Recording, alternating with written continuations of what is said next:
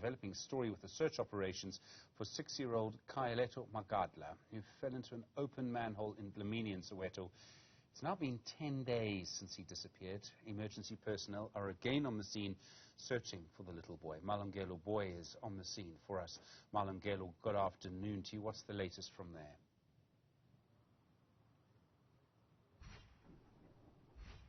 Well, Stephen, I'll tell you this. Over the past few hours, what we've been seeing are emergency personnel being accompanied by police entering more of these manholes.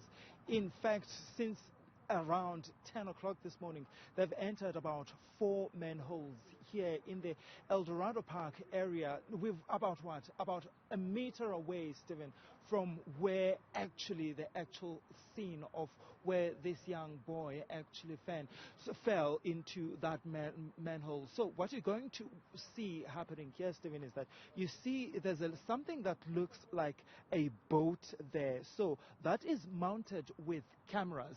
It's gonna go inside. They're gonna launch it inside the manhole. They say that it gives them about 350 degrees view of what's happening underground. So they'll be using that. Then after that, they'll collect the visuals and study the visuals that have been collected from underground, and then see what they find.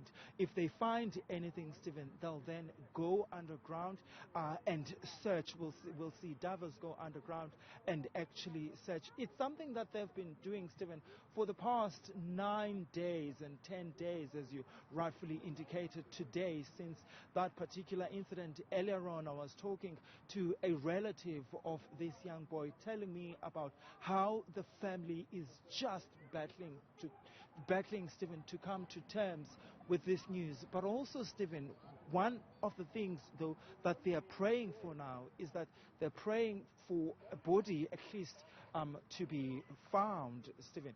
And they're saying that that's all they want now, so that they can be able to bury him. And of course, Stephen, this incident has not only devastated the family, also community members in that particular community of Dlamini are also as devastated.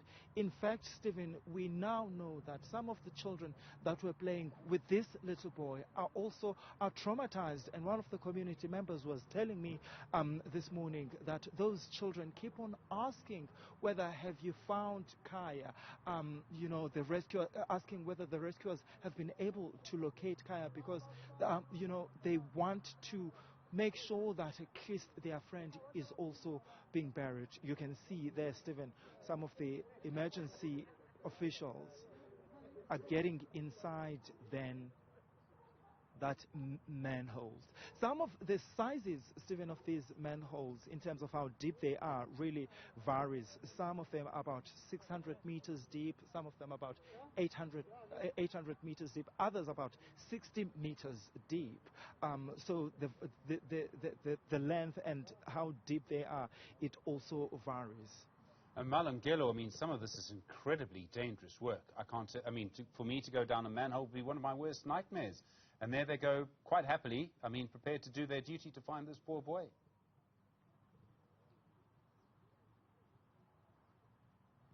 Well, Stephen, remember, authorities have made a commitment, Stephen, that they will do everything in their power to make sure that this boy is returned to his loved ones, essentially. And this is exactly why these emergency personnel, being accompanied by members of the South African Police Service K9 search and rescue personnel, are actually doing. And one of the things also, Stephen, that members of the community and the family are very well aware of is that this is no longer a search and rescue operation.